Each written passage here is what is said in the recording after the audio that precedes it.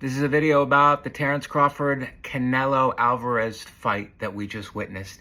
Unbelievable performance by Terence Crawford, going up 2 weight classes. He had one fight at 154, so actually 3 weight classes to 168 to beat Canelo Alvarez by a unanimous decision.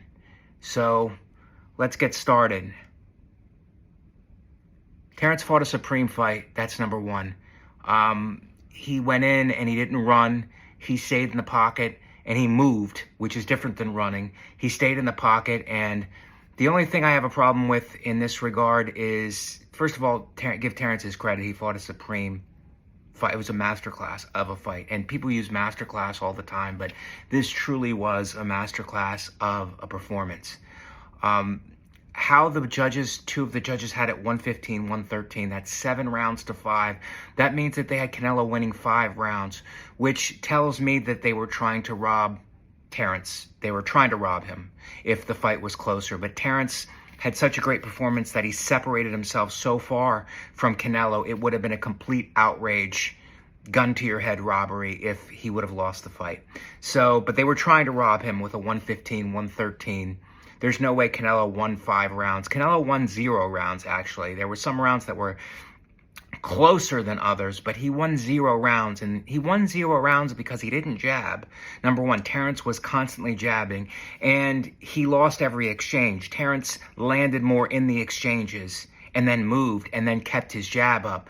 And so it's impossible for Canelo to win rounds when he was not jabbing and lost every exchange. So 115, 113 it's ludicrous, and it shows you the willingness of boxing to skew the results that you're watching so that the money fighter, the fighter making the most money with the biggest following, can win.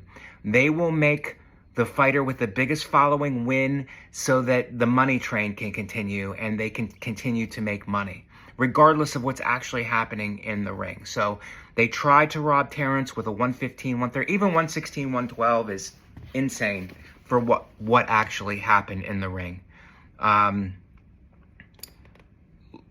Again, for Terence to come up and win at 168 pounds actually is not that surprising, because he wore the weight well and he fights bigger guys in the gym, and it's not actually that much of a surprise that he beat Canelo. Canelo's looked lackluster in his last few fights, and to be honest, there's been some decisions.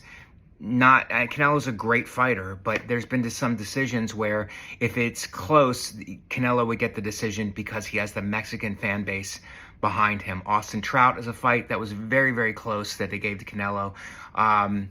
Erislandy Lara was a fight that was extremely close. They gave to Canelo. The first Triple G fight was not close. It was 8 rounds to 4.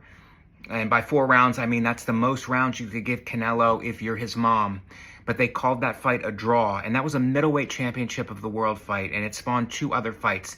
That fight should have been 8 rounds to 4, Canelo, Triple G with the win. And there should have been there was no reason for a rematch there. Triple G beat him pretty soundly, and they called it a draw so that they could have a rematch, and so on and so forth. So, and everybody could make more money. So boxing really needs to get out of the habit of making short money and put a league together like the NFL or the NBA, where the best teams just fight the best teams. They just play the best teams, and then let the fan base rally around that. Let people come to the fights based on that. If you make a good product overall, people will come. You don't have to worry about each individual thing being bombastic and getting attention. If you just make a good product overall, people will respect it, and it will be the best thing in the long run. Boxing doesn't do that at all. Boxing does the exact opposite, which is one off,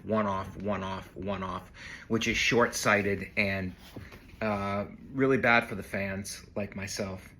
Let me tell you why Terence Crawford's career resonates with normal people. It resonates with normal people because he stayed the course and dedicated himself to being the best boxer. He was being told to switch promotional companies to go to BBC because there's more fighters over there. He was being told that he couldn't sell tickets by Bob Arum and Top Rank. And this is a promoter telling a boxer that he needs to be more outspoken and bombastic in order to sell tickets. And a promoter telling a fighter to do that. A fighter's job is to fight in the ring, but apparently the promoter felt comfortable telling the fighter that he needs to be a better promoter, which is par for the course in boxing. It's insane. So Terrence had to endure all of that. Meanwhile, his ability to shut out the outside noise and to stay dedicated to his craft in the gym, being the best he can at boxing, made him the great champion that he is. And that's why he endured. That's why he outlasted all of these talkers, all of this nonsense. He just stayed in the gym, lived a great life, and stayed good at boxing. And that's why he rose to the top. And he's the champion that he is.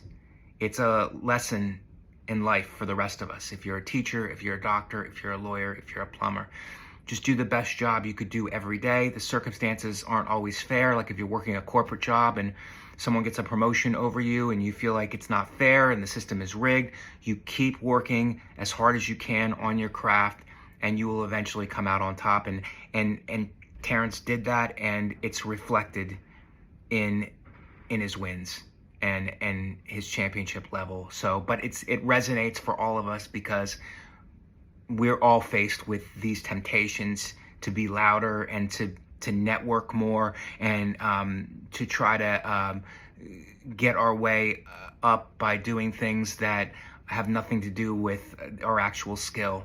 So it's a great example, and it resonates with a lot of people. His journey, if you really look at his total body of work and his total journey from being a prospect to being a world champion, he consistently did that. And he was, I'm sure there was a temptation to do things that were not organic to being the best boxer, a lot of outside noise that could have pulled him off.